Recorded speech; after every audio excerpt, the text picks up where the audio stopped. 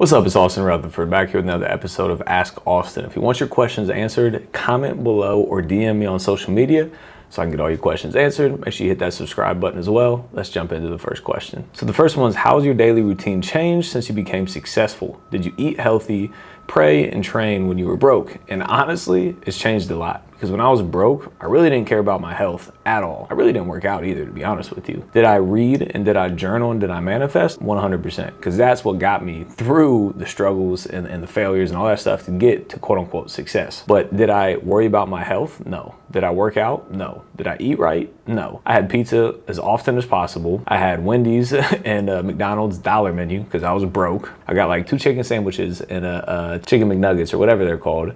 And it would be $3. That'd be my lunch and my dinner, right? Spend $5, $6 a day on food. I was locked in. Since then, it's definitely changed because I understand myself and my body. The better I feel and look, and when I look in the mirror and I like what I see, I'm more positive. I'm more energetic. I want to go farther. I want to go harder because I feel better about myself and I'm more confident within myself. So yes, it definitely has changed. I've always done kind of the mindset things before quote unquote having some success. Again, the reading, the journaling, the manifesting, the affirmations, things of that nature.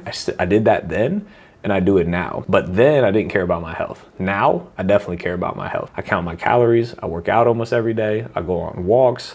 I want to look good, have a 6-pack and feel good about myself and not put a whole bunch of crap in my body, which sucks my energy and it does not allow me to perform at my best. The next one, how old were you when you started? I bought my first rental property when I was 20 years old, right? And this was December of 2013. I then flipped my first house in May of 2015. I sold my first flip in May of 2015, 4 days after my 22nd birthday, and made over $100,000 in net profit on that second deal, which was my first flip.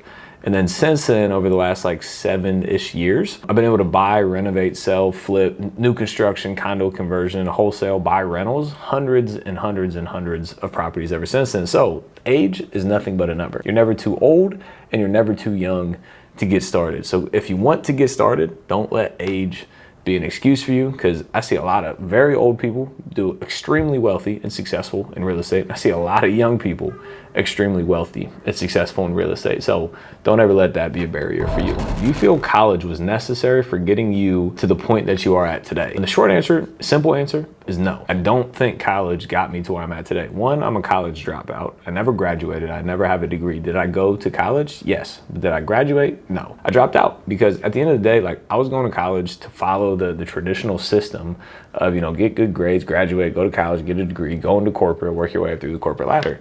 And I know I didn't want that. I don't want anything to do with that, honestly. I wanted to do me. I wanted to build a business for myself. I wanted to be an entrepreneur. So I was going to college, taking 15 credit hours full time, and I was valeting cars, working 50 to 60 hours a week, and I was trying to start my real estate business on the side, my real estate investment business. And finally, I was able to do that first deal, made over $100,000 in profit, but I didn't quit school and I didn't quit work, and I made over $100,000. So I went back to school, went back to work. I did my second flip, made about $40,000. So I had about $150,000 in net profit on 2 deals.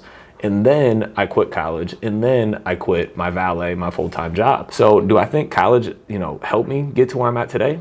Not really. I was going to college for business and entrepreneurship. I dropped out at like 22-ish years old, and a lot of my friends were still in college, right? They were learning about becoming an entrepreneur or learning about business, but I was actually out in the real world doing business and doing entrepreneurship. So I think it depends what you want to do. If you want to be like a doctor or a nurse, you need education, you need a degree to go out and do those things. If you want to be an entrepreneur or a businessman or a businesswoman, like, maybe you don't really need college. Maybe you actually go out into the real world and implement something and actually try and start a real business to then be able to grow for yourself. So do I think it's necessary? Absolutely not. Do I think it works for some people? Sometimes. Do I think it doesn't work for a lot of people? Absolutely as well. The next question is, why did you stop doing new construction? So this is on a video that I posted where years and years and years ago, I stopped doing new construction. So I bought a ton of vacant land and I was doing new construction. I was the first one to do new construction in a specific neighborhood. And I did it. I built the houses, made hundreds of thousands of dollars per deal, right? So I made millions of dollars overall, but I owned a ton more land, but I stopped building on the land. And the reason for that is, personally, I thought the market was going to crash years ago. And man, was I wrong, right? You got to accept failure sometimes. Not even failure, you got to accept a lesson learned sometimes. I didn't think the market was going to have the craziest run it's ever had over the last 2, 3, 4 years, but it has. So why did I stop? Is because I was trying to be smart and not over leverage myself, because I thought the market was going to crash. But market didn't crash, and I still owned the land. And as the market continued to go up, the land continued to go up in value as well. So did I make a lot of money on the land? Absolutely 100%. Did I make as much money as I could have if I built the new construction? No. But again, you live and you learn. I still made great money. I then took that money, invested into other things, which has made me more money. So sometimes you make great decisions, sometimes you make horrible decisions, and sometimes you make decisions somewhere in the middle where they're not great, they're not horrible, but they still worked out. So that's my thoughts on new construction and why I stopped it years ago. But like I said, looking back, probably should have built them out, but here we are today and still made some money, but you live and you learn. The next question is, how do you live in Florida and your businesses are in other states? My real estate company is still in Ohio. We still buy and renovate it and flip and own rentals and Airbnb in Ohio. And then all my other businesses can be done remotely. But at the end of the day, what the real answer is to that is I have amazing team members around me. Some direct, internal team members, a lot of external team members, property management companies, boots on the ground, Airbnb people, contractors, independent contractors, a lot of different people that help, make sure that business continues to operate. So what the real answer is just having an amazing team around you and systems and processes to do it, and people that you can trust to run and operate those systems when you're not physically around every single day. But the cool thing now is having access to these things. You can FaceTime people, you can call people, you can text people, you can Zoom people. So you can still do basically all the things that you could have done if you were in person anywhere in the world. So shout out to my team. Appreciate all you guys. And the last question, why doesn't this guy have more subscribers? Honestly, he's the most underrated real estate YouTuber. So if you agree with that, if you could smash that like button and hit the subscribe button, I would greatly appreciate that. I'm trying to put out as much content as possible to help. So if you could do that, that'd be greatly appreciated. But if you want your questions answered, comment below on this video or DM me on social media, on Instagram, and you can get your questions answered in one of the next videos. So appreciate you being here. We'll see you on the next one.